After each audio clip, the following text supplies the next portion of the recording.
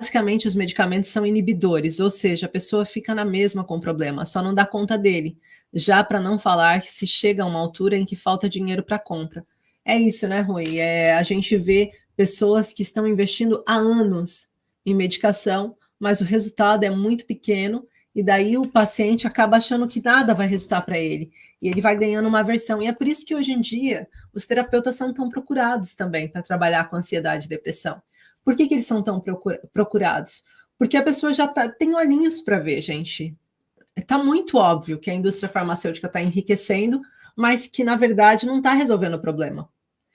Essas medicações, você começa a tomar um 0,25, né, um 0,5, e vai só crescendo, vai só subindo, não vai diminuindo a medicação. Depois começa com 2 ou 3 medicamentos, que depois começam a aumentar, e você fala, não foi bom para mim, daí ele troca, pensando que, de forma simples, ele poderia ter resolvido isso se ele tivesse feito um exame, né? Um exame, e ele já saberia qual seria o melhor medicamento para você, mas não.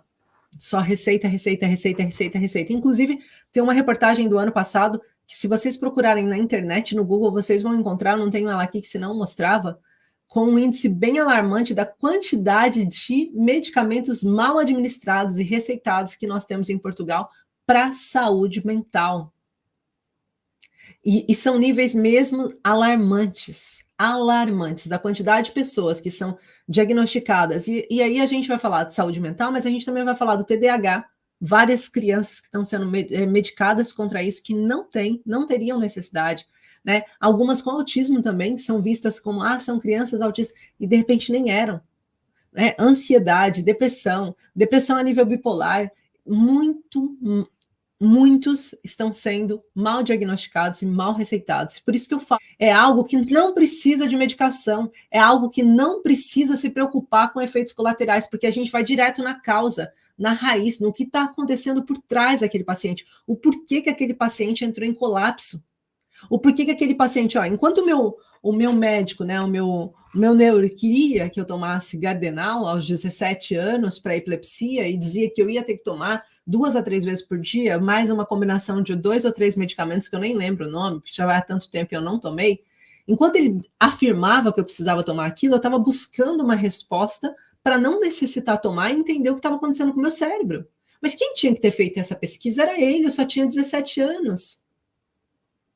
Eu não tinha que tentar entender o porquê que meu cérebro colapsava. Ele é que tinha que tentar entender. Ele era um neuro.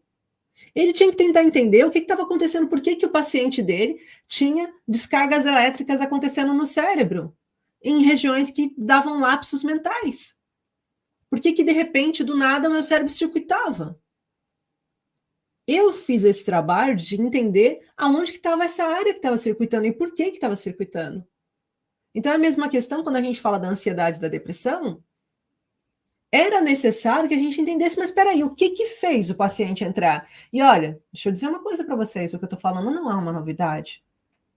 Em 1927, se vocês forem ver nas pesquisas, vocês vão ver que em 1927 já existia um cientista que falava sobre a ansiedade, no caso, esgotamento mental e o estar aflito, né? Porque a gente está falando da Revolução Industrial e todas as diferenças que foram acontecendo no mundo, de pegar pessoas que passaram por guerras e que de repente estavam passando por situações de estresse, tudo isso está relacionado com questões emocionais. E ele já falava, a gente precisava entender a emoção, mas como ninguém conseguia entender a emoção, o que começou a acontecer? Bem, como eu não sei entender a emoção, deixa eu entender os indicadores. E foi assim que surgiram as medicações para isso. Eu não consigo entender as emoções desse paciente, e nem tenho tempo para entender as emoções desse paciente, mas consigo entender os marcadores. E aí os marcadores ele tem pouca serotonina, olha, tem muito cortisol, ele não tem ocitocina, ele está com baixa dopamina. Então vamos fazer um medicamento aqui, um bem bolado, que faça com que resolva essas questões. Mas não resolveu.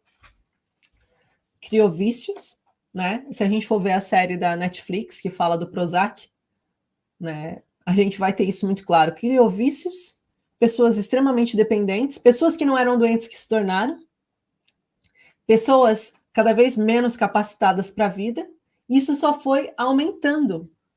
Né? Então, isso é muito importante, gente, a gente ter essa consciência.